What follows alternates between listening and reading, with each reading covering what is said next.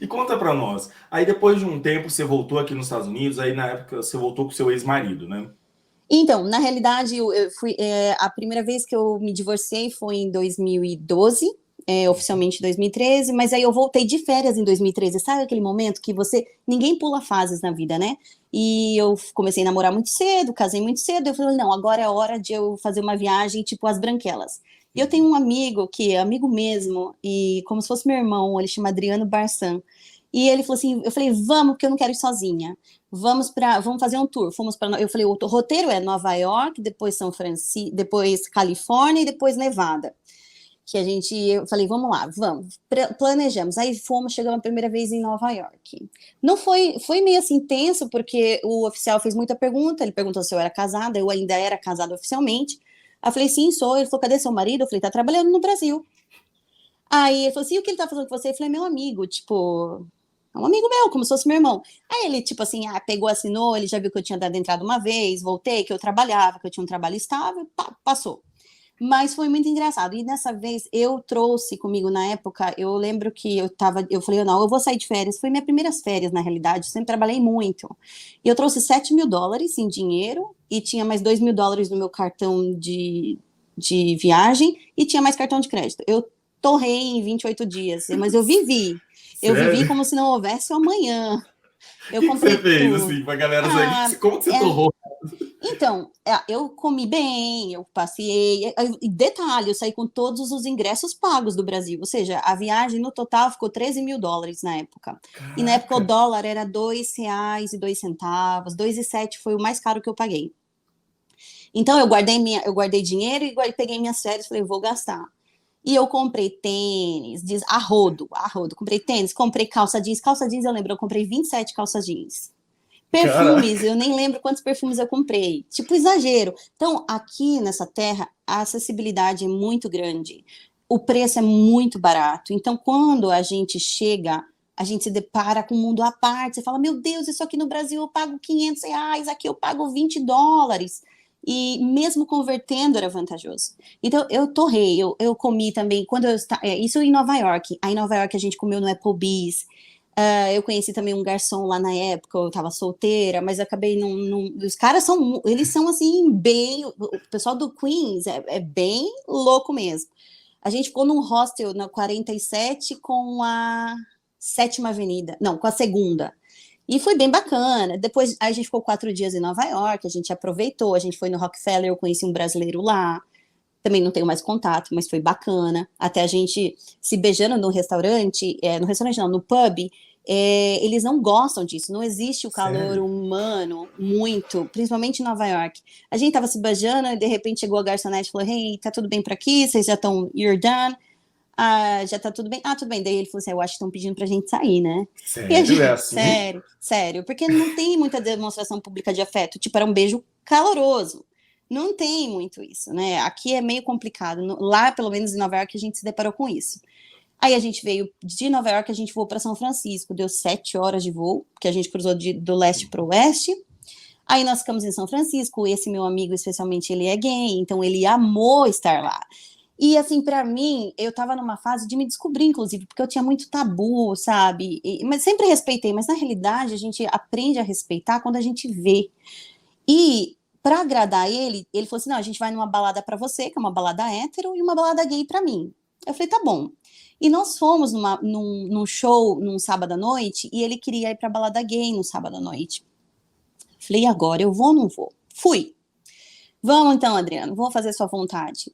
Eu fui, eu cheguei, a balada era um pub, chamava Naked. Aí você era convidado a tirar a sua roupa, você podia ficar de lingerie, você podia ficar de roupa íntima. E a sua roupa era colocada dentro de um saco de lixo. Aqui é muito assim, eles são muito desencanados, né? Aí eu, aí eu falei, eu tenho que tirar a roupa? A moça falou, não, você tira se você quiser. Eu falei, tá bom. E ele, eu já quero tirar minha camisa. E por fim ele acabou não tirando. Mas quando a gente entrou, que passamos pela porta, aquele pub cheio de gente, tinha gente só de sutiã, tinha gente com calça, sutiã, tinha mulher e homens. Tinha homens só de cueca e de tênis no pé. Tinha 3 pessoas se beijando. Quando eu vi, eu falei, meu Deus. Eu É falei, diferente, né? é diferente. Aí eu comecei, para mim foi um choque, porque eu nunca tinha visto. E a gente fala, não, eu respeito, respeita nada, até o momento que você vê, aí você fala, nossa, gente, é um mundo que tem que ser respeitado, tem que ser compreendido, às vezes é feito de escolhas, às vezes é feito por genética, e as pessoas estão felizes e tá tudo bem, se cada Uhum. um cuidar de si, tá tudo bem. Resultado, aí tinha muito dançarino homem, não tinha dançarina mulher. Os dançarinos, eles ficam com umas cuecas assim mais insinuativas para ressaltar mais a parte íntima do Às vezes tem homem, até uma meia. né? Olha, eu não toquei, mas tipo, e detalhe, e a gente acaba fazendo amizades, a gente acaba chegando, conversando. Um deles, o nome dele acho que era Nicolas na época, e ele falou que ele trabalhava ali, um dos dançarinos. Ele falou: eu trabalho aqui porque eu estudo direito e eu preciso ter dinheiro para pagar minha universidade. E aqui é muito caro, então eu ganho dinheiro muito mais fácil trabalhando nesse trabalho, porque os homens que estão ali dão muito gorjeta, muita tip. E eles ganhavam dinheiro assim. Ele falou: eu faço minha vida assim. Daí eu sentei num determinado momento, porque, tipo, não era a minha praia, né? E ele tava amando, se deliciando. Dá 2 horas da manhã, acendeu a luz, vamos todo mundo embora. E aí, tudo bem? Eu falei, nossa, é assim que funciona aqui? Aí todo mundo sai pegando o saco preto de roupa na chapelaria, pega a roupa, se veste e sai. E vai E eu lembro embora. quando eu entrei no carro, ele falou assim pra mim: ai, muito obrigado por ter feito isso por mim. Porque eu sei que pra você é super difícil, porque minha família é bem tradicional. Eu também sou, eu sou minha careta mais aberta pra muita coisa. Eu falei, tudo bem, eu só vou precisar de umas sessões maiores com a minha terapeuta, mas tá tudo bem. E foi divertido. E sabe o que eu acho interessante, Paula? Porque assim, eu também venho de uma família com origens mais religiosas e depois que eu vim para os Estados Unidos, eu abri minha mente para muita coisa também, né? Que a gente tem Muito. muitos conceitos no Brasil, muitas questões assim que a gente traz também da família e que quando a gente cai aqui nos Estados Unidos, a gente vê um mundo totalmente diferente e que eu acho que não existe certo e errado, existe vivências diferentes, né? Experiências de vida. Eu vejo que o povo de São Francisco é muito diferente de Nova York. Você Muito. percebeu essa diferença cultural, assim, de um estado para o outro, dos lugares que você visitou aqui? Muito, muito. Eu já passei em vários estados. Nova York é um pessoal muito urbano, muito profissional. Você não vê gordo, você não vê pessoas gordas, obesas na rua. Eu não vi o tempo que eu estive em Nova York. As pessoas se cuidam mais, eles saem correr. E você vê muita gente trabalhando, é muito dinâmico. Em São Francisco é muito liberal também, já é a Castro Street, acho que é o nome, não lembro agora, Castro. Castro. Então, tem a bandeira LGBT em todo lugar. Cara, e aqui assim, se você quiser sair de meia rosa e a outra verde, tá tudo bem. Se você quiser sair com o cabelo, com creme na cabeça, rosa, ninguém se importa com nada. Todo mundo nem olha. Nós ainda, brasileiros, eu tenho resquícios de olhar e falar, nossa, que estranho. Todo brasileiro tem, é nossa cultura, parece que tá penetrada. Mas aqui existe muita diferença. Eu vim da Carolina do Norte, porque eu estava trabalhando lá numa empresa lá. E é muito tradicional, extremamente tradicional. Eles são muito tradicionais, eles são extremamente polidos. É muito diferente da Califórnia, por exemplo. Eu estive na Flórida também. A Flórida tem muito cubano, então é muito também, muita festa. A liberdade de expressão é dobrada. Carolina do Norte também, mas é diferente. E eu morava numa base militar, basicamente. Eu morava em Fayetteville. A base militar ficava a 5 milhas, que é em Fort Bragg, que é a maior base dos Estados Unidos. E é muito diferente, muito diferente. Você percebeu muita diferença na questão da alimentação desses estados todos que você passou? Sim, Flórida, na realidade, eu acho que o pessoal é mais fitness também. Nova York, super fitness. Carolina do Norte, o pessoal não muito. Você percebe que eles comem muito junk food, muita porcaria no trabalho toda hora. O pessoal já chega tomando uma garrafona assim, uma garrafa de coca enorme. Muito desregrado. Aqui, né, em São Francisco eu não me recordo, porque vim só de férias e não notei, mas tem pessoas muito obesas. Aqui tem, mas Nova York eu não me recordo de ter visto. Já passei por Alabama, Kentucky, super tradicionais, Tennessee, super tradicionais. Agora, e nesses estados, mais ou menos no meio do país, são pessoas geralmente mais obesas, eu já notei isso. Agora, os estados, Geórgia tem pessoas também mais fitness, tem de tudo na realidade. Mas agora eu tô na Califórnia descobrindo, já é a terceira vez que eu tô aqui, eu já tinha vindo de férias 2 vezes, e agora tô descobrindo esse mundo. Aqui tem de tudo, mas tem muito latino, né, também. E Tá aqui, certo. uma coisa que eu notei, eu quase não vejo negros aqui. Eu também não vejo, porque a gente está Vejo. aqui na região de Orange County, né? Existe É, muita diferença das regiões da Califórnia. E eu também não muito. vejo negros aqui nessa região. Olha, na Flórida eu sofri muito preconceito por ser branca, acredite, aqui, Sério? porque, sim, muito, porque lá tem muitos negros haitianos, lá tem bastante negros, e isso, quando eu emigrei, né, eu imigrei para cá, foi uma das minhas pesquisas, porque aqui o racismo é diferente, não é, o racismo, eu não sei exatamente explicar, mas não é igual no Brasil, porque aqui branco e negro, ou qualquer outra nacionalidade, é igual, tem o mesmo poder aquisitivo. Então é um racismo por raça mesmo, não é porque, ai, porque ele é negro, ele é pobre, ou porque ela é muito branca, ela é patrícia, não, não é. Mas eu sofri muito por ser branca, e naquela época eu não tinha muito dinheiro. Meu processo migratório foi doloroso. Eu comi comida do lixo, para você ter Sério? ideia. E eu saí do Brasil, eu ganhava 18 mil reais como engenheira. E eu cheguei a comer comida do lixo. E isso, Caraca. quando eu contei isso para os meus pais, eu choro, mas tudo é um projeto. Eu sabia que era momentâneo, era provisório. Quando eu digo comida do lixo, foi em um hotel que eu, né, estava lá colaborando, e os guests saem, os hóspedes saem, o que eles não vão usar, eles jogam no lixo. E na realidade tem serventia para outro. Então eu via que Uhum. o pão estava limpo, o pão estava embalado, eu pegava do lixo. Quando eu disse isso para os meus pais, a primeira vez foi um choque. A minha mãe chorou, a minha avó chorava, todo mundo chorava. Mas nunca me disseram volte. Nunca. Sempre disseram, segue, continua, não desiste. Eu sabia que ia ser doloroso, mas foi muito mais porque o processo não foi tão fácil. Né?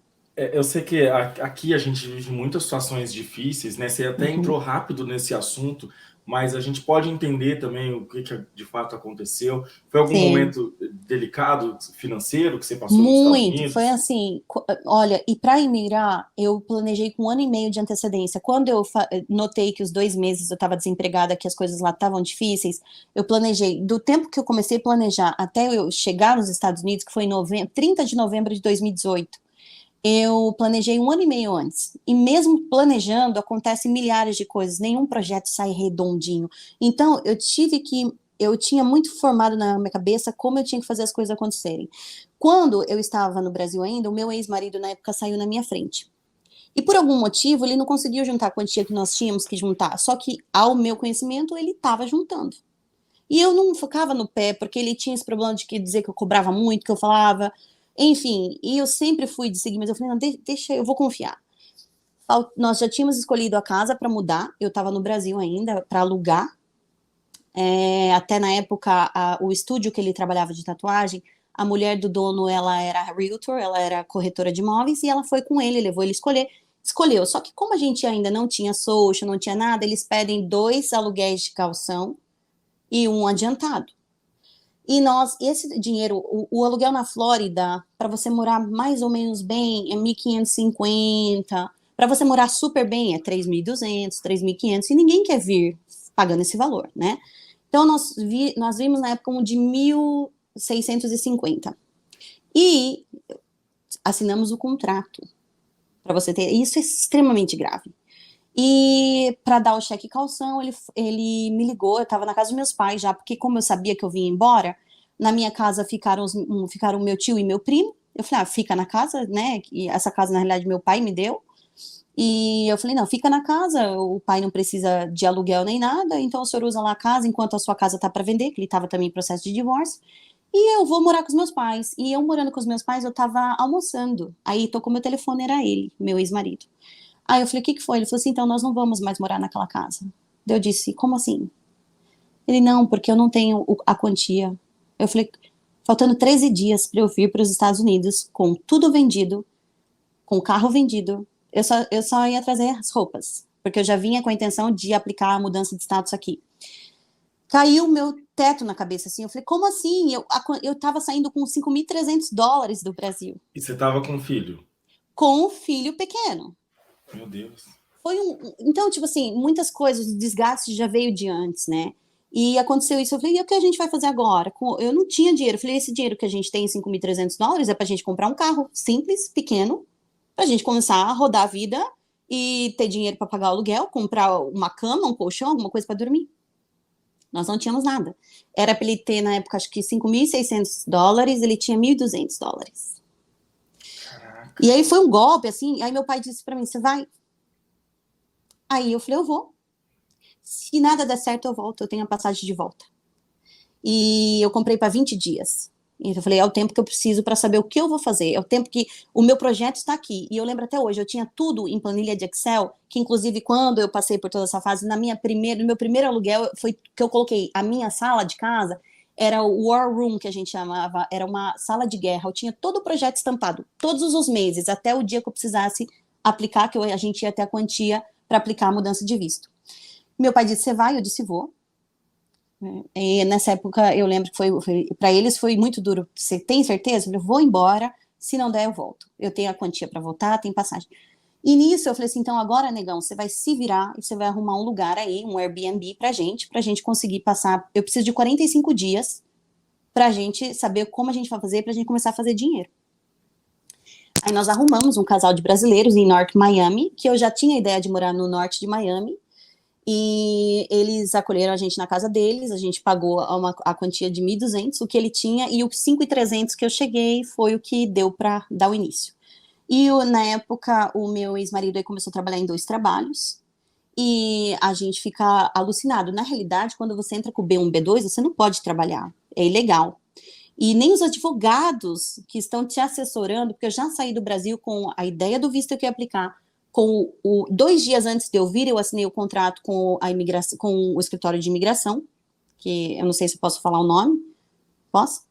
Se quiser, vou falar, não tem problema, não. Eu falei com 3 diferentes escritórios, mas eu fechei com a Visa Alex, foi o qual na época, que escritório é que nem médico, né, gente? Cada um gosta do seu. E aí pagamos a entrada, e eu tinha 6 meses para aplicar esse visto. Se eu não podia ficar fora de status. E o dele, como ele já veio antes de mim, a gente aplicou a extensão do status de turismo, né? Que você, na regra, by the book, você pode pedir até 3 vezes para estender seu visto, mas segundo os escritórios de advocacia, você pode ir pedindo até o officer entender se você pode ou não ficar aqui como turista para sempre, né? Enfim, e o processo foi muito difícil. Ele começou a trabalhar em 2 trabalhos, ele trabalhava da meia-noite às 9 da manhã, aí ele chegava, dormia um pouco, e ele ia para um outro trabalho meio-dia, 1 hora, ou seja, ele dormia 3, 4 horas. Então, eu não vou negar, ele conseguiu recuperar o tempo o que aconteceu, mas foi muito doloroso. Se a gente tivesse feito, se ele tivesse guardado a quantia necessária, a gente não tinha passado todo o estresse que custou o nosso casamento, inclusive, né? Foi assim, a cereja do bolo, vamos dizer. E nisso tiveram mais coisas, ele ficou devendo dinheiro para mais pessoas, a gente teve que pagar no meio tempo, foi horroroso essa fase. O Benjamin começou a ir para a escola, a gente teve que colocar ele no daycare, porque aqui escola gratuita é só a partir dos 5 anos, então a gente tinha que pagar para alguém ficar na escola, para ele ficar na escola, para eu poder também fazer as minhas coisas. Eu tinha algumas coisas, o dinheiro que eu trouxe do Brasil, nisso nós conseguimos, nesse meio tempo, o que eu ia fazer, eu comecei a dar aula de inglês para brasileiros que estavam aqui e não falavam. Então, eu dava o básico, né, a estrutura, consegui ter alguns alunos lá, brasileiros, e aí tinha um senhor brasileiro, que ele era dono de uma conveniência, ele falou, eu quero que você fique aqui comigo, você me ajuda, eu te ajudo, e foi bacana, mas em alguns momentos nós 2 começamos a dar choque, porque imagina uma engenheira fazendo café. Então, para mim, foi muito difícil. Eu tô aqui na casa de uma amiga, tá chegando o Benjamin com o marido, estavam na piscina. Enfim, resumo da ópera. Eu comecei a fazer o lanche, café, e era ganhando $10 a hora, $11 quando muito. Aí eu também cheguei a trabalhar em hotel, num hotel em Miami Beach. E nesse hotel, foi quando eu comi coisa do lixo, porque era muito duro, era muito apertado. Eu vi meu filho comendo no chão da sala, porque nós alugamos um apartamento, nós conseguimos em 45 dias juntar $4.800 para dar de entrada no aluguel e conseguir pagar o calção. Aí nós moramos num condomínio até que bacana, mas assim, simples, né?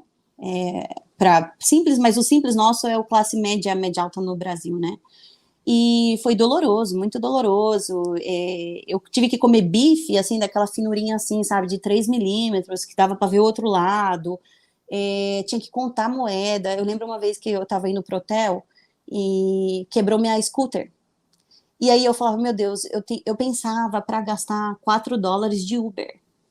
Porque se eu tirasse $4 ali, ia faltar. Da onde que eu ia tirar esses $4? Então era muito contado. E você me interrompe se eu estiver falando muito, Não, tá tá? excelente, porque as pessoas estão sentindo a verdade do que é, né? Sim, e eu vou te falar, e quando, detalhe, eu sempre vim de férias, você imagina para alguém que vinha de férias gastava $7.000, que eu vim várias outras vezes de férias, e de repente eu sabia que eu ia chegar, eu ia ver aquele negócio na vitrine, eu não ia comprar, que eu tô rodeada ai meu Deus, de outlets em Miami e eu não posso comprar. Sabe quantas vezes eu fui no outlet lá? Uma, e foi para comprar roupa para o meu filho e para o pai dele que precisava na época, para mim não. E mesmo diante de tudo isso, eu consegui juntar o dinheirinho que eu não estava contando para a tradução dos documentos. Eu não, nós dois, eu não vou desmerecer ele não. Ele tirou realmente o negócio, falou, não, eu tenho que fazer. Até porque, né, para quem não sabe, a mudança de status, lá no passado tinha que fazer extensões de visto, né? Sim, E eu não aí preciso. você, do seu filho, ele, então é Isso, muita gente. nós três, porque nenhum dos três poderia ficar fora de status. Uma vez que você fica fora de status aqui, você não consegue. Ou você se apaixona por alguém americano e você casa, ou você pode até tentar, depois de determinado ano, pedir o perdão, que eu não sei quanto tempo exatamente, mas eu sei que são depois de 10 anos. Enfim, e ele trabalhando assim, eu também. Eu tinha dias que eu saía de casa às 6 horas da manhã, eu voltava à meia-noite. Então, aí ele trabalhava à noite, aí ele dormia um pouco, às vezes eu deixava. Antes, olha só, ele trabalhava no restaurante e era caminho pro hotel. Então eu deixava meu filho no restaurante, enquanto ele estava terminando, que já era 7:30 da manhã, 7:30. Ele estava terminando de limpar o salão. O Benjamin ficava ali, ele saía dali, ele levava o Benjamin para a escola, que daí eu ia de carro, né? Ele descia de moto trabalhar de madrugada pro hotel em Sunny Isle. É isso mesmo. Caramba, cara, qual é o nome da cidade? Tem coisas, tem memórias tão ruins que a gente não Não tem quer lembrar. problema, não. E, enfim, ele ia, era perto, e aí ele descia de moto de madrugada, meia-noite ele entrava. Eu daí, de manhã, 7 horas da manhã, eu pegava o carro, descia com meu filho, preparado já para ir para a escola. Enquanto ele estava terminando de limpar o salão, eu pegava a scooter, deixava ele com o carro, eu ia pro hotel, ele ficava com o carro, ele levava o Benjamin para a escola, da escola ele ia para casa, tomava banho, dormia, cerca de 3, 4 horas no máximo, e ia para o estúdio trabalhar, trabalhava até 10 da noite. Chegava em casa, tomava um banho, comia alguma coisa, deitava a cochilar 1 hora, 1 hora e 15 e saía de novo. Então eu via aquele sofrimento e eu falava, Senhor, eu sei que ia ser doloroso, mas talvez se ele não tivesse bambeado naquele momento de não ter feito aquela fase do projeto, a gente não ia estar passando tanto por isso. O que aconteceu que ele não conseguiu atender essa fase do projeto? Porque você fez um planejamento bem assim, bem coisa de Sim. engenheira mesmo. Você escreveu, vai acontecer isso, isso, Tudo. isso. O que aconteceu que ele desviou do foco? Na realidade, eu não sei te explicar. Eu acho que isso é uma coisa que eu nunca tentei explorar muito, porque incomodava muito ele. Eu acho que da personalidade, talvez. Eu acho que talvez ele deslumbrou, ele viu um mundo de fácil acessibilidade, algumas coisas. Foi difícil também fazer Uber na época, ele fazia Uber Eats, ele fazia entrega, porque isso é uma coisa muito séria, que você não pode usar qualquer conta, você tinha que achar alguém para alugar para você. E eu não sei exatamente. E no estúdio, talvez, era um estúdio relativamente novo, lá em Little Havana, e ele estava na Brickell, ele morava numa república na Brickell até eu chegar. Quando eu cheguei, a gente foi para essa casa desse brasileiro e depois, 45 dias, a gente alugou o nosso espaço, mas sinceramente eu não sei te dizer. Realmente foi uma coisa que eu até hoje eu não consigo entender, mas tem para algumas coisas que existem perfis e perfis. Se você falar para mim que eu tenho que guardar R$10 em 5 dias e eu ganho eu vou dar um jeito de guardar os 10. Tem perfis e perfis, né? É muito relativo.